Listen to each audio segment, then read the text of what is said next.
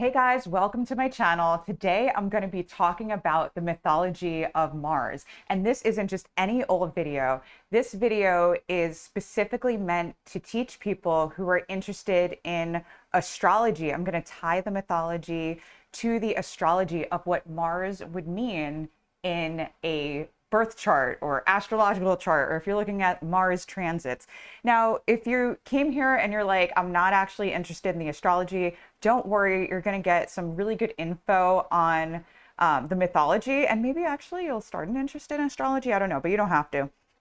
But anyway, I am going to go deep into the myths. And yes, yeah, I'm on an exercise bike. And yes, I'm holding scissors because these things actually represent Mars. And I'm also wearing an obnoxious t-shirt that is like, it says like, it's not you, it's your zodiac sign, like, which is like a provocative thing. That is also a Mars thing. So the first thing you need to know about Mars is that there's not a lot of mythology about him. There's not a lot of stories. People did not like Mars.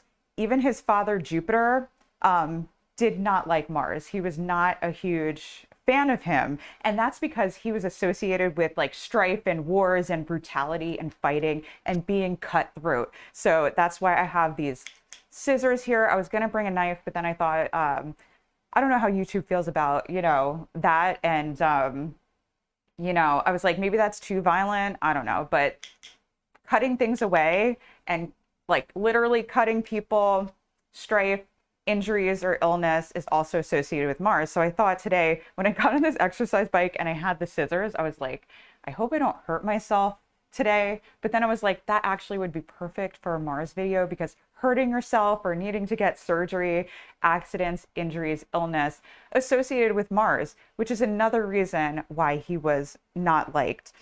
He was associated with like brutality, waste, the folly of war, and he was considered a butcher.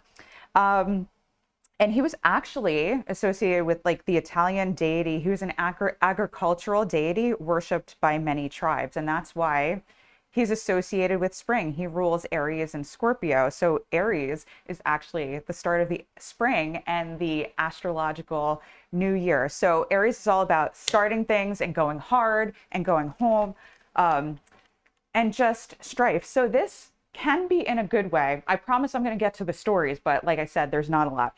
So if you like to work out and feel the burn and really challenge yourself and like work out till it hurts, that's associated with Mars. And you probably get injuries after that because you push yourself too hard. Get some rest, okay? You need a rest day. All right, so let's get down to the stories. That's why you came for, what you came for.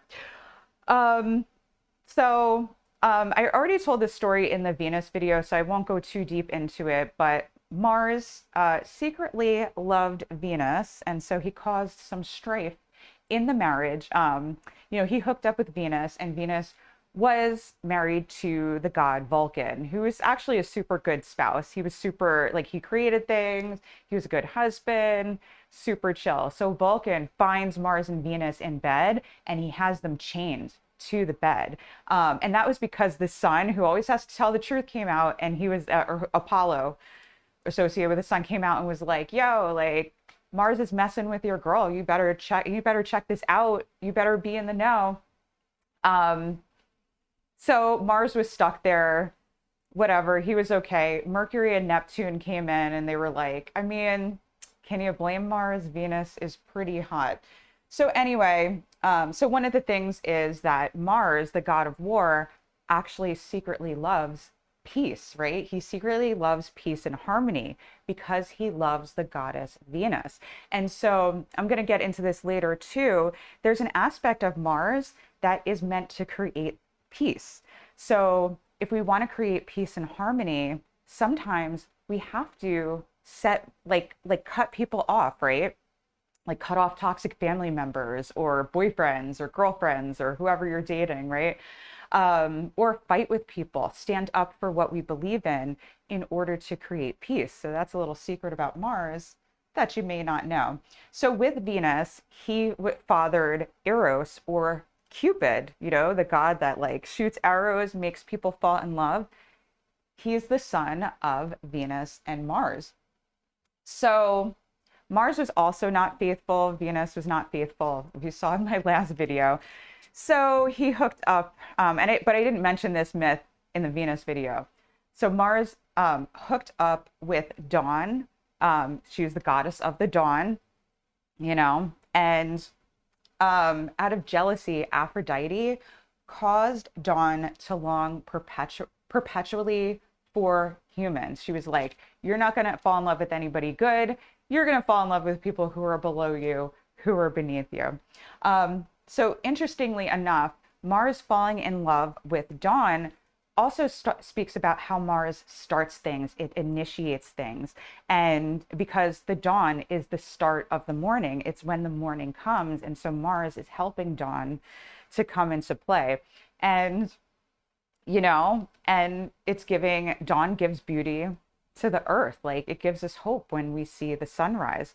So Mars can be associated with the hope of starting things and what is yet to come throughout the day, throughout our life. All right, so Mars, like, you know, he wasn't all bad. Some people had nice things to say about him, like Homer, the great poet Homer, so who wrote the Iliad and the Odyssey, the Homeric hymns. And in the Homeric hymn to Ares, which is Mars, Mars is also called Ares. Ares is his Greek name. Mars is the Roman name. I'm using Mars because that's what you'll see in the chart. Oh, also, I didn't mention, but I'm definitely putting this up. You already see it. There's a symbol up here that's called a glyph. It's a symbol for Mars. It actually looks like something cutting something, like a knife, and it's associated with Mars. So when you see that symbol, remember these stories. So in the Homeric hymn to Mars, Homer describes him as a champion for the righteous, fights for causes, and is related to advocacy. Bravery, the keeper of peace. So when we want to fight for something, especially a cause, right? So if you are interested in like a cause or social justice or fighting for something, that's a Mars thing. If you're like, I'm going to be brave, I'm going to fight this wrong that I see coming at me, that's associated with Mars. And again, Homer said that Mars is related to being the keeper of the peace because he's brave, because he'll fight for what he believes in. So again, that speaks to the secret relationship and the love between Mars and Venus. Even though he liked death, chaos, and destruction, and she loved desire and just chilling and enjoying the pleasures of life, Mars is there to protect those pleasures in life and make sure that we have them and that nobody comes and takes them from us. All right, so the next one is really a short myth. It's with Rhea Silvia, who was a princess, and her uncle, it's Amulius. He made Rhea into a Vestal virgin because that was her uncle. And he didn't want her to have a son or anything that would try to overtake the throne. People were really afraid of being dethroned.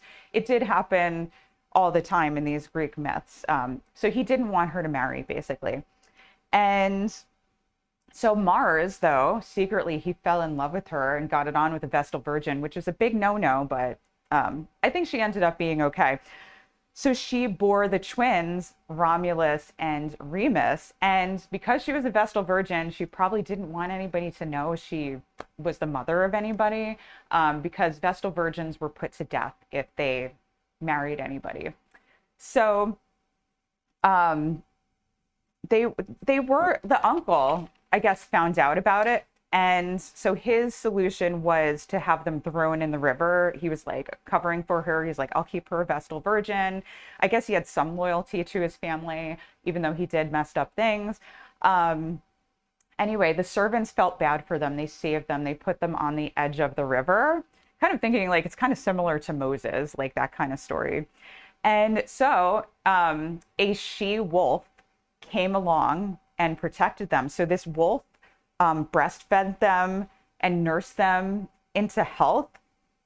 And after that, they were roaming the woods. They became bandits and they got into trouble. So they were actually reunited with their grandfather, who's Rhea Silvia's father. And there was something they were able to say where their grandfather recognized them and recognized like who they were and that they were the children of his daughter. The myth doesn't go like too into that. So Romulus and Remus started, they established their own city, their own, I guess, tribe or city. And they started fighting. They started to have some sibling rivalry. And they used this like whole like divination thing to see like who should rule the city and who the city should be named after.